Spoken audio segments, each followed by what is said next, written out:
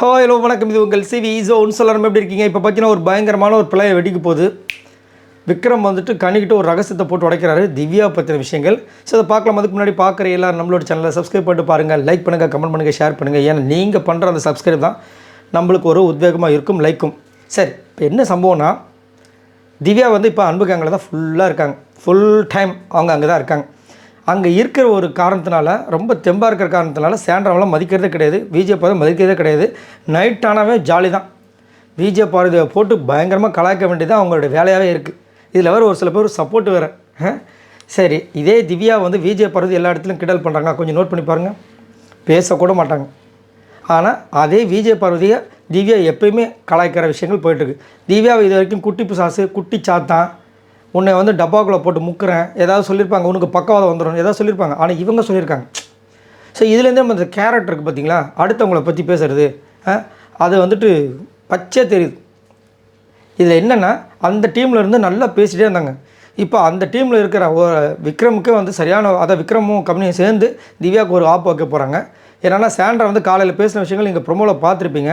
அதில் present திவ்யாவோட miss understanding, அதாவது அவங்களுக்கு இல்லை, சாண்ட்ராக்கும் திவ்யாவுக்கும் இருக்கிற ஒரு விஷயத்தை வந்து சொல்லியிருப்பாங்க.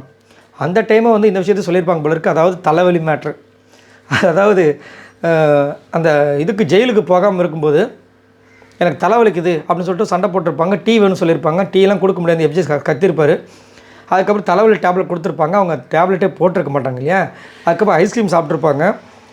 அதுக்கப்புறமா தான் சாண்ட்ரா ஒரு இடத்துல சொல்லியிருப்பாங்க கம்முனுங்கிட்ட, அவள் வந்து ஏன் போகலைன்னா கனி மட்டும் போகாமல் இருந்தாங்கல்ல, அப்புறம் நான் எதுக்கு போகணும்னு சொன்னா அப்படின்னு அந்த விஷயத்த சொல்லிட்டாங்க. இப்போ இவர் வந்து அதை வந்து கனிக்கிட்ட சொல்லிட்டார்.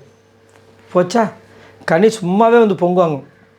இப்போ கனி வந்துட்டு அப்படியா அப்படின்னு பயங்கர ஷாக் ஆகிறாங்க. விக்ரமும் இதை நோட் பண்ணிட்டாப்புல. விக்ரம் உங்களுக்கே தெரியும் என்ன மாதிரி ஒரு ஆளுன்னு.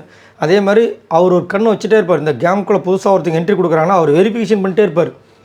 இப்போ இந்த வெரிஃபிகேஷன் நடந்துருச்சு. இதை வந்துட்டு போயிட்டு கனிக்கிட்ட சொல்லிட்டாப்புல. இதுக்கப்புறம் தான் மேட்ரே இருக்குது. பயங்கரமான ஒரு செக் வைக்க போகிறாங்கன்னு நினைக்கிறேன். திவ்யா அதுதான், தேவையில்லாத விஷயங்களை பண்ணக்கூடாது. புரியுதுங்களா? இப்போ வந்துட்டு நம்ம ஒருத்தங்கிட்ட இருக்கும். இப்போ அராராவும் பயந்தது காரணம் அதுதான். கம்முறது கூட இவ்வளோ நாள் இருந்தோம். இப்போ நேற்று வந்து வெக்கப்பட்ட மாதிரி பண்ணது காரணமும் அதுதான். அது உண்மையானது கிடையாது. ஏன்னா ஏற்கனவே சொல்லிட்டாங்க, எனக்கு கம்முறதுன்னு மேலே சுத்தமாக இதில் பயம் இருக்குது. எங்கே நான் வந்து திரும்ப பேசாமல் போய்ட்டு என்னுடைய பர்சனல் விஷயங்கள்லாம் அவன் வந்து திரும்ப வந்து கலாய்ச்சி அசிங்கப்படுத்திடுவான்னு. அதே விஷயங்கள்லாம் இப்போ நடக்குது. இப்போ திவ்யாவும் சாண்ட்ராவும் வந்து பேசியிருப்பாங்க, எக்கச்சக்கமான விஷயங்கள் பேசியிருப்பாங்க. ஓப்பன் நாமினேஷன் டிஸ்கஸ் பண்ணாங்க. ஆனால் அங்கே வந்துட்டு ஓப்பன் நாமினேஷன் நான் பண்ணவே, அது மாதிரி பேசுனதே கிடையாதுன்னு ஒரு விஷயம். இது மாதிரி நிறைய விஷயங்கள். அதே மாதிரி அப்படி இருந்தும் ஒஸ்ட்டு பர்ஃபார்மன்ஸில் வந்து குத்துறது, நாமினேஷன் குத்துனதுக்கப்புறமா வந்துட்டு ப்ரெசன்ட்கிட்டே ஒரு வீடியோ சொல்கிறது அந்த கேமராவில். நான் பண்ணது கரெக்டாக தப்பான்னு தெரியல, அவங்க பற்றின விஷயங்கள் எனக்கு ஓடிட்டே இருக்குது, அதனால் நான் வீட்டை விட்டு வெளியே அனுப்புறதுக்கு நான் அவங்களை நாமினேட் பண்ணுறேன். இது தப்பாக கரெக்டான அவங்க புருஷன்கிட்டயே ஒரு கமெண்ட்டு. சூப்பர். இப்போ விக்ரமும் கனியும் செம்மையான ஒரு செக் வைக்க போகிறாங்க. பார்க்கலாம், பொறுத்து வந்து பார்க்கலாம். ஆனால் ஏன்னா ரெண்டு பேரும் பயங்கரமான ஆளுங்க. புரியுதுங்களா?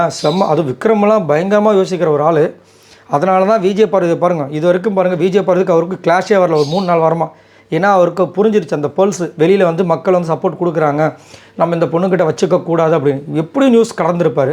ஸோ இதை பற்றி உங்களோட கருத்துக்களை சொல்லுங்கள். இதுக்கப்புறம் திவ்யா மேலே கனியும் விக்ரமும் எப்படிப்பட்ட ஒரு விஷயத்தை பண்ணுவாங்கன்னு நினைக்கிறீங்க? மறக்காமல் கமெண்ட்ஸ் பண்ணுங்கள். பாய் நண்பர்கள்.